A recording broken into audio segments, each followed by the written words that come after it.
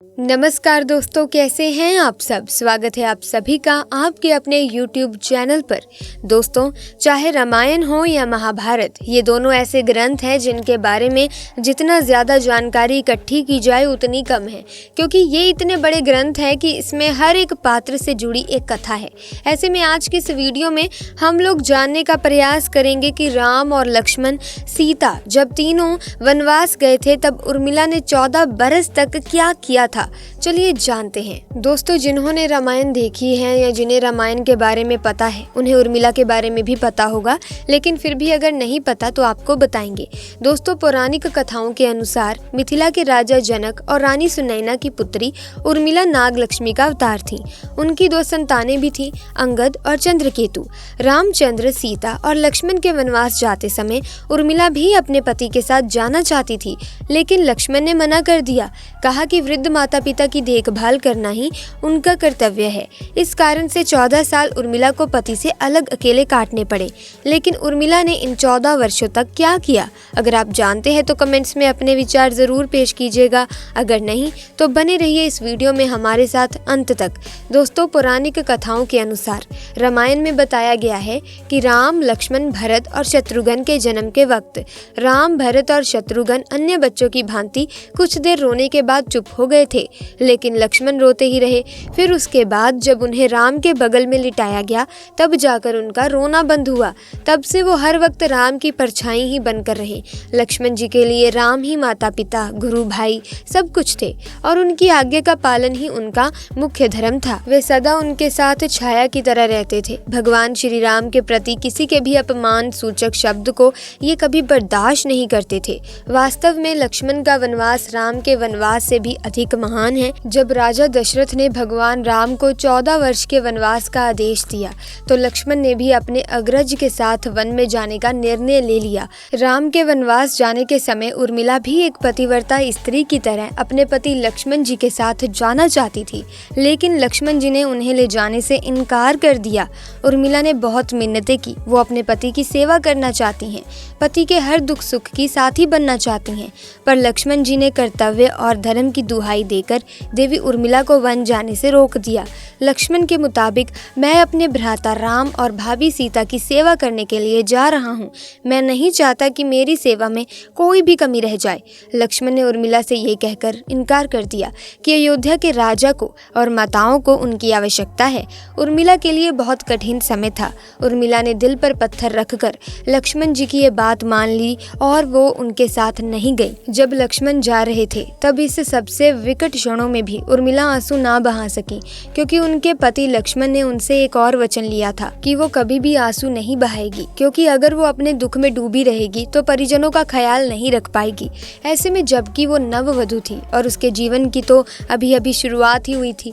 लक्ष्मण के वनवास जाने के बाद उर्मिला के पिता अयोध्या आए और उर्मिला को मायके चलने का अनुरोध करने लगे ताकि माँ और सखियों के सिंध उर्मिला का पति वियोग का दुख कुछ कम हो सके। परंतु उर्मिला ने अपने मायके मिथिला जाने से इनकार करते हुए कहा कि पति की आज्ञा अनुसार पति के परिजनों के साथ रहना है और दुख में उनका साथ छोड़ना उसके लिए अधर्म है। ये उर्मिला का अखंड पतिव्रता धर्म था। वन में जब राम और सीता अपनी कुटिया में विश्राम कर रहे थे तो लक्ष्मण पहरी के रूप में कुटिया के बाहर पहरा दे रहे थे। तभी रात में उनके समक्ष निद्रा देवी प्रकट हुई। तब लक्ष्मण ने निद्रा देवी से वरदान मांगा कि उन्हें 14 वर्षों के लिए निद्रा से मुक्त कर दें। निद्रा देवी ने लक्ष्मण को वरदान दे दिया, लेकिन साथ में ये भी शर्त रखी कि उनके हिस्से की निद्रा को किसी न किसी को लेना पड़ेगा। जब लक्ष्मण ने निद्रा देवी से निवेदन किया कि उनके हिस्से की निद्रा उनकी पत्नी उर्मिला को दे दी जाए, कहा जाता है कि निद्रा देवी के इस वरदान के कारण ही उर्मिला 14 वर्षों तक सोती ही रही थी और लक्ष्मण जी जागते रहे थे। कहते हैं वनवास से अयोध्या लौटने के बाद जब राम का राज्याभिषेक हो रहा था तो उस समारोह में उर्मिला भी थी, लेकिन वो नींद की अवस्था में ही थी। ये देखकर लक्ष्मण उनके ऊपर जोर जोर से हंसने लगे। ये देखकर वहाँ मौजूद सभी लोग दंग रह गए थे।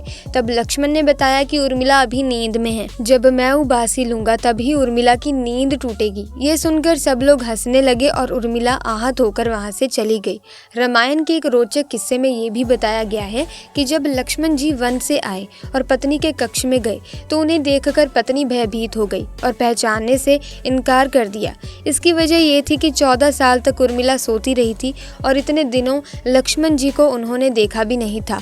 रावण के वध के बाद श्री राम, सीता और लक्ष्मण वापस अयोध्या लौट आए और वहाँ प्रभु श्री राम के राज तिलक की तैयारी होने लगी। उस समय लक्ष्मण जोर जोर से हंसने लगे। तब लक्ष्मण से इस हंसी का कारण पूछा तो उन्होंने जो कहा कि सारी उम्र उन्होंने इस घड़ी का इंतजार किया था कि मैं अब श्री राम का राज तिलक होते हुए देखूंगा, लेकिन अब उन्होंने निद्रा देवी को दिया गया वचन पूरा करना है जो उन्होंने वनवास जाने से पहले दिया था। दरअसल निद्रा देवी से उन्होंने कहा था कि वो 14 वर्ष उन्हें परेशान नहीं करेंगी और उनकी पत्नी उर्मिला उनके स्थान पर सोएगी। निद्रा देवी ने उनकी ये बात एक शर्त पर मानी थी कि जैसे ही वो अयोध्या लौटेंगे उर्मिला की नींद टूट जाएगी और उन्हें सोना होगा। लक्ष्मण इस बात पर हंस रहे थे कि अब उन्हें सोना होगा और वो राम का राज तिलक नहीं देख पाएंगे। उनके स्थान पर उर्मिला ने ये रस्म देखी थी। लक्ष्मण के उर्मिला से अंगद और चंद्रकेतु नाम के 2 पुत्र हुए थे तथा सोमदा नाम की एक पुत्री उत्पन्न हुई। अंगद ने अंगदियापुरी तथा चंद्रकेतु ने चंद्रकांतापुरी की स्थापना की थी। दोस्तों, उर्मिला के पतिव्रता का बल एक अन्य कथा के अनुसार लक्ष्मण जी की विजय का मुख्य कारण बना।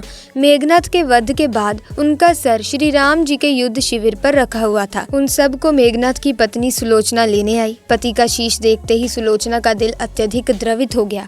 वो रोने लगी। रोते रोते उसके पास खड़े लक्ष्मण की ओर देखा और कहा, सुमित्रानंदन, तुम भूल कर भी गर्व मत करना कि मेघनाथ का वध मैंने किया। मेघनाथ की धराशाही करने की शक्ति विश्व में किसी के पास नहीं थी। ये पतिव्रत नारियों का भाग्य था।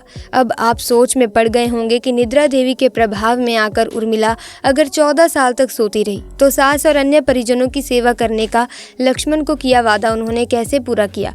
तो उत्तर यह है कि सीता माता ने अपना एक वरदान उर्मिला को दिया था कि उस वरदान के अनुसार उर्मिला एक साथ 3 कार्य कर सकती थी। तो इस तरह उन्होंने अपना वादा पूरा किया। दोस्तों, लक्ष्मण जी ने माँ बाप की सेवा करने के लिए उर्मिला को अयोध्या ही छोड़ना उचित समझा। उन्हें शायद पता था कि वे लोग जब वनवास जाएंगे तो उनके माता पिता को इसका गहरा सदमा लगेगा।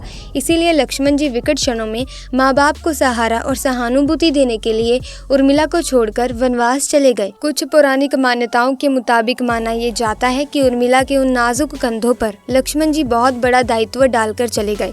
किसी भी स्त्री के लिए विवाह उसके संपूर्ण होने की निशानी होती है।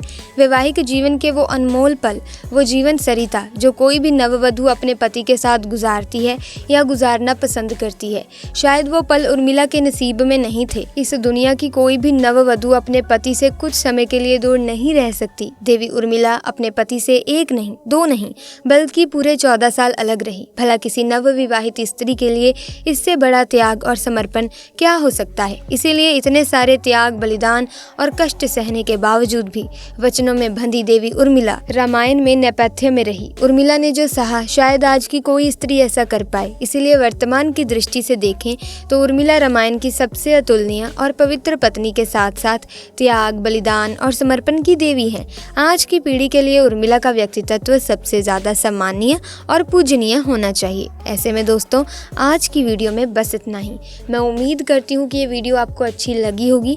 अगर हाँ तो इस वीडियो को लाइक करें, शेयर करें और चैनल को सब्सक्राइब करके बेल आइकन को प्रेस करें ताकि आने वाली नई वीडियोस की अपडेट आपको मिलती रहे। जल्दी मुलाकात होगी एक नई वीडियो में नई जानकारी के साथ। तब तक के लिए दीजिए इजाज़त। आपका बहुत बहुत धन्यवाद।